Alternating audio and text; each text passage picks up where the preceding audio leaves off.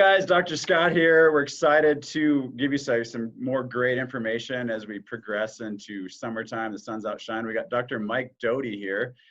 He's a super great friend of mine in Denver, Colorado. And we're just going to go through the data today of like where we're at with health, with COVID, and really dig into some numbers from some great sources of where we've been. And Dr. Mike's, I got a great practice down there, an awesome family. And he focuses in on neurofeedback and really helping people reprogram their minds and their nervous system to be the best expression of who they are. And that's really where we're at with chiropractic, right, Mike? Is Absolutely. The chiropractic story is health comes from within. When the host is in good shape, fully functioning at its optimal level, we can encounter a lot of things in life and be healthy through it all. And that's the message that we preach every day and want to push through on this video is what can we do as the human host to keep ourselves fully optimally functioning so that we can fight off disease and whatever else might be out there in the world. So Mike, share with us the data, what you got going here. Yeah, it's interesting because oftentimes, we're hearing a lot of people talk about the fact that we're not going to be able to reopen society as normal until we have a vaccine or some kind of cure for this virus, right? And my question with that is, what's the data behind this? And what has been the past, what has happened in the past that makes us think that that's the only way that we can reopen our society as normal? And my big question for those people is, A, what is the real science or the data behind it, which we're going to talk a little bit about today? And second, is it really the virus that dictates the outcome, or is it the host? And I think you can understand that, like you were just saying.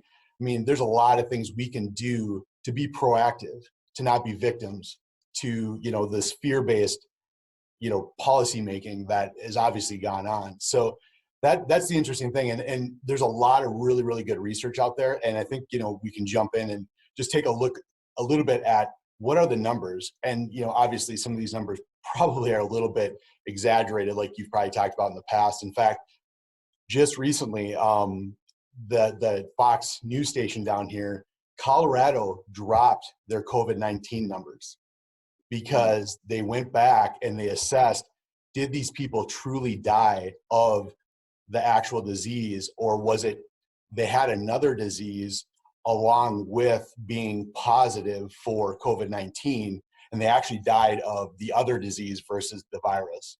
And so they've actually dropped the numbers here in Colorado, which is pretty interesting. So there's a little bit of, we got to take these numbers, even though this is the only great data the good data we have. I shouldn't say great, good data we have. We got to take it with a little bit of a grain of salt. But let's take a look here, and we'll do a little screen share and show you what the COVID tracking numbers are here. So 1 second. And the numbers you're going to share, Mike, are Colorado numbers. So bear with us. Those are tuning in South Dakota. But as we look at the data, these numbers really don't change depending on where you're at for hotspots, New York or Washington. So this is what Mike's going to be sharing for Colorado specifically, right, Mike? Well, and this is actually U.S. So this data right here is from what's called the COVID Tracking Project, which is an interesting website. And if you really want to look at the data, if you want to jump in, that's a great area, because what they're doing is they have volunteers that are basically taking all the data from the different states and compiling it together. And they're trying to use the best data possible. For example, the data that they're getting from Colorado is coming directly from the health department. In most states, that's where it's coming from. But you can see that with this chart, there's some pretty interesting things that are showing up. Now, the blue lines are the cases. And then the green and the red or the orange lines are actually the deaths. And you'll see a few spikes in there. And that's basically reporting, they don't report over the weekend. All of a sudden they dump all of these cases in at one time. So that's the issue with, some of those spikes on there. It seems like every Tuesday there's a spike of deaths. I don't know why, but Tuesdays tend to be a really bad day, I guess. But the idea is that you can see, obviously, what's the trend doing? Is it going up or is it going down? Yeah, it's going down for sure. Obviously. And even, do you see the yellow line in there? That is the CDC's all-cause mortality. That's basically the average over the last several years of what the all-cause mortality for the United States is. So the interesting thing about this, now, once again, we talked about, are these numbers right? I mean, even if they're not right, they're still, most of them, besides those aberrant spikes, are below our all-cause mortalities. So when we talk about a pandemic, something that's going to cause way more deaths, the interesting thing is this is actually, all of this is for the most part staying below what our normal death rate is in the US. Now, granted, obviously this is just showing the COVID-19 deaths, and that there's other deaths that are also incorporated with that all-cause mortality. So, but the fact is we're not having these massive increases in the number of deaths. So that's what this is showing. Does that make sense? Yeah, it makes a lot of sense. Do you remember why we got into the lockdown in the first place? Yeah, we're supposed to be, so we didn't overload the hospitals, right? Right. So And we were told. flatten the curve, right? Yep. We're going to flatten the curve. The idea behind flattening the curve obviously was not overwhelming the hospitals. Well, this is a very interesting, once again, from that the COVID tracking project.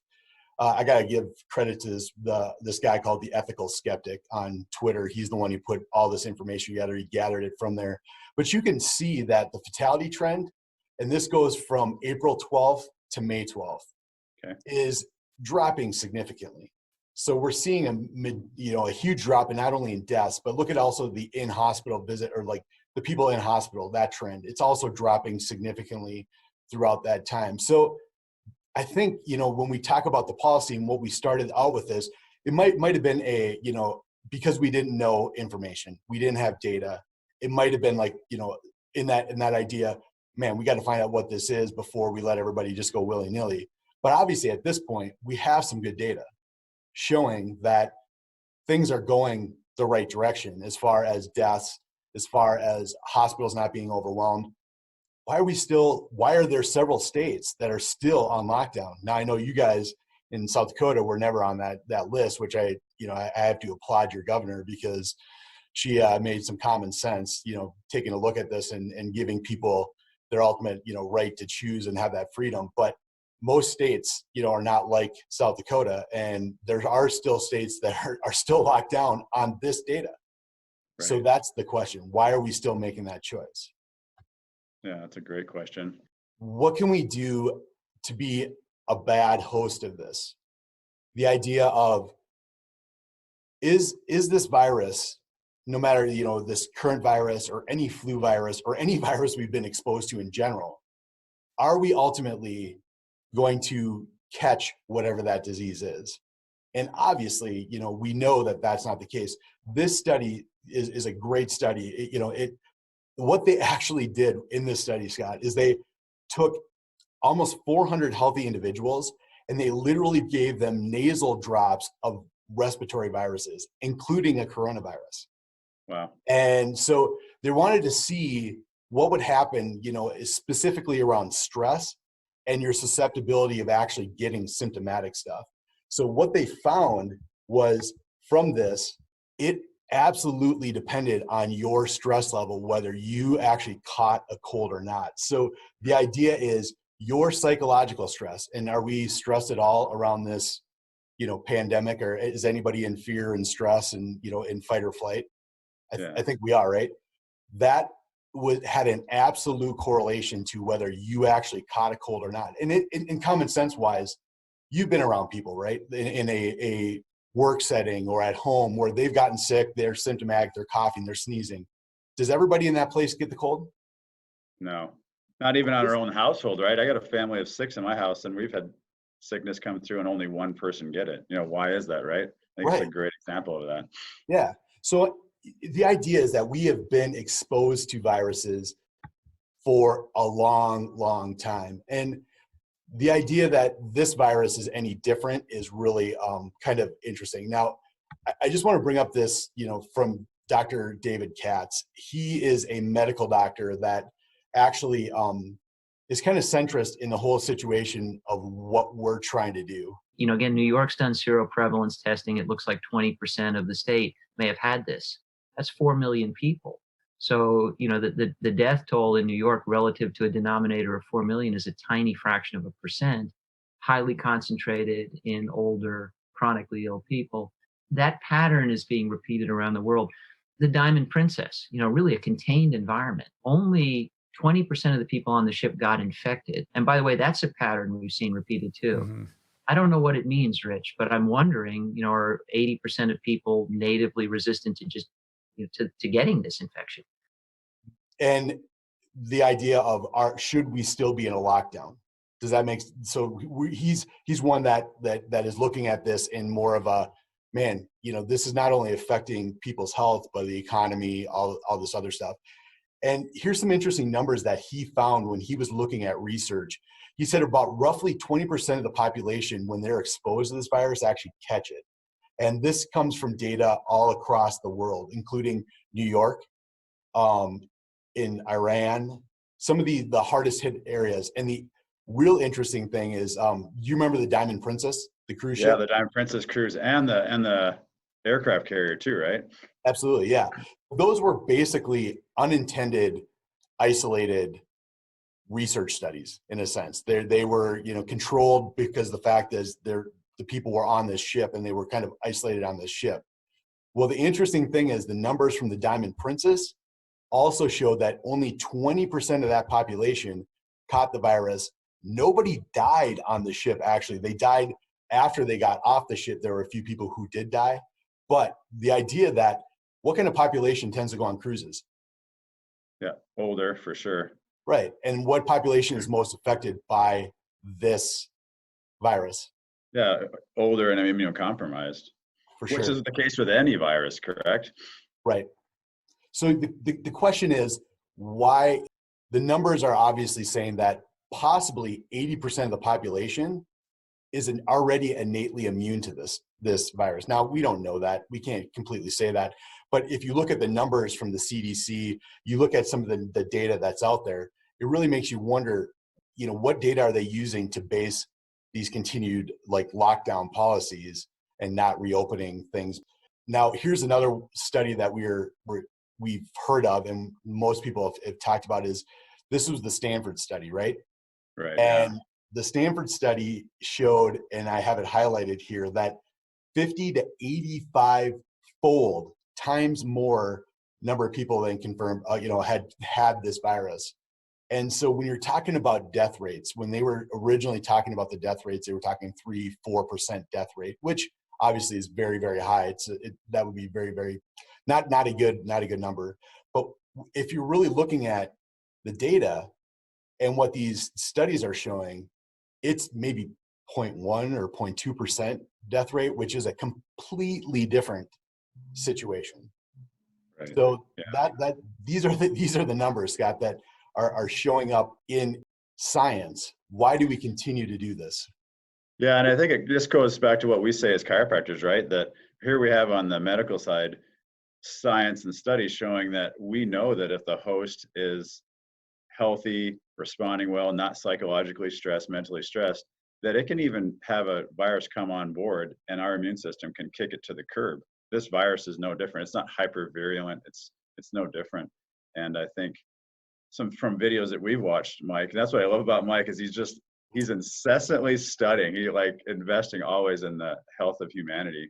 But MERS and SARS and some of those viruses that we've had, they'd have just naturally gone away because it comes in, we may get infected, we may not even have an immune response, and then they just kind of drift away.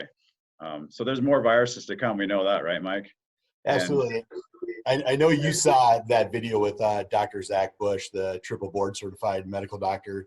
I think to answer that effectively, I need to just back up away from the current situation, and the virus is going to move through the population, and just like every other coronavirus that we've seen that's resulted in widespread death, it's gone within 2 years.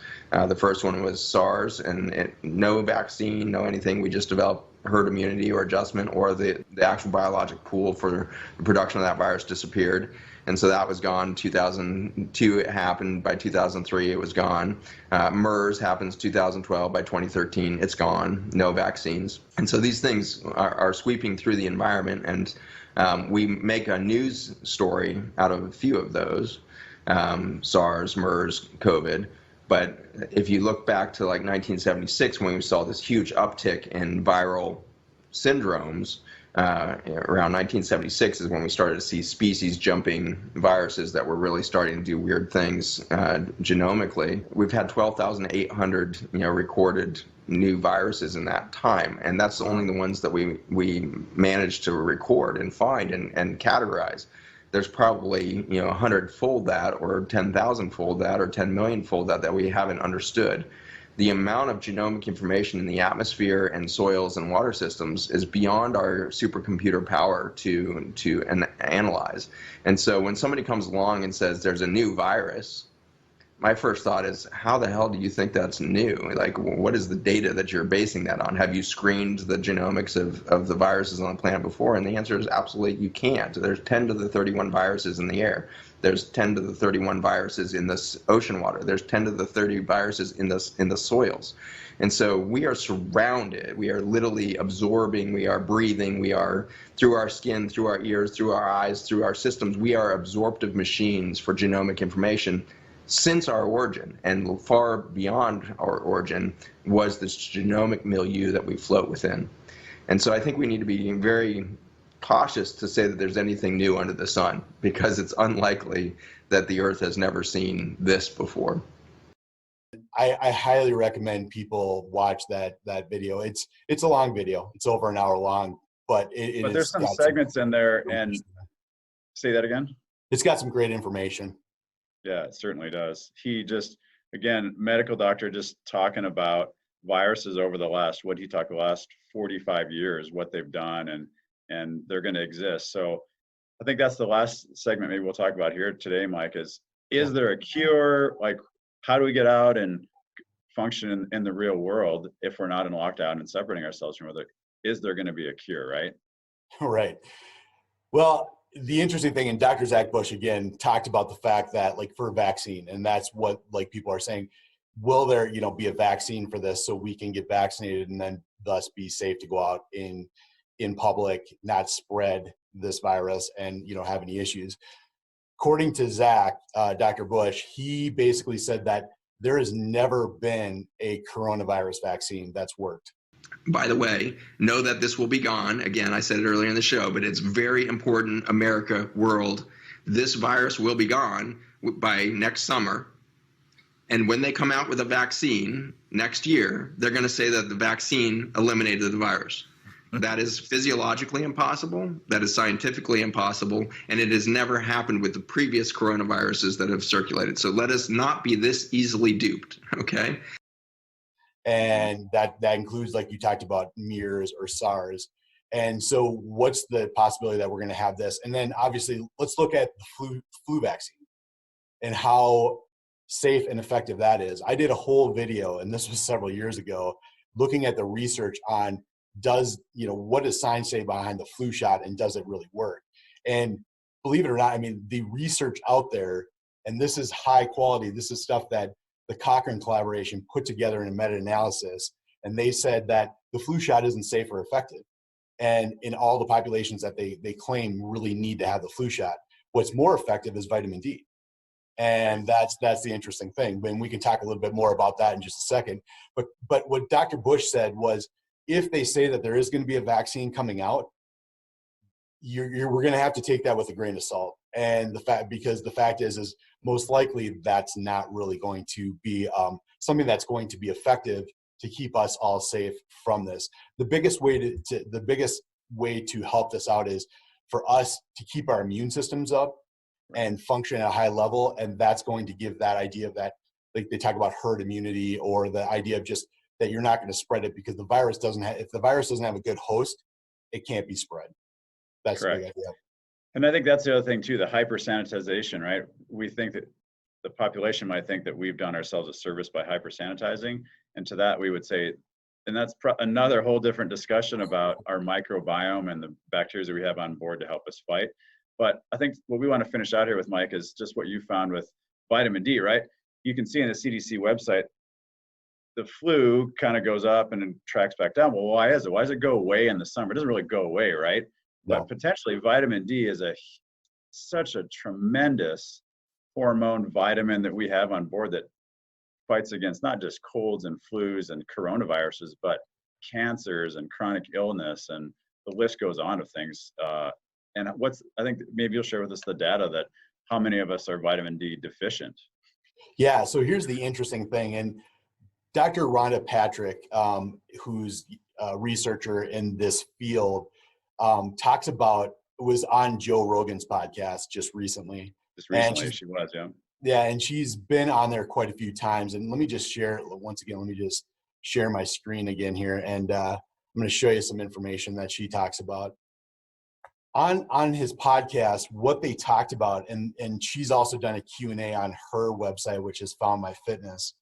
Approximately 70% of the people in the United States have insufficient vitamin D, but there are about almost a 30% of United States of Americans who are actually deficient. And that's significant because there's been some, and she talked about this as well, there's been some really interesting data that talks about the fact that vitamin D levels correlate to how severely you get this disease.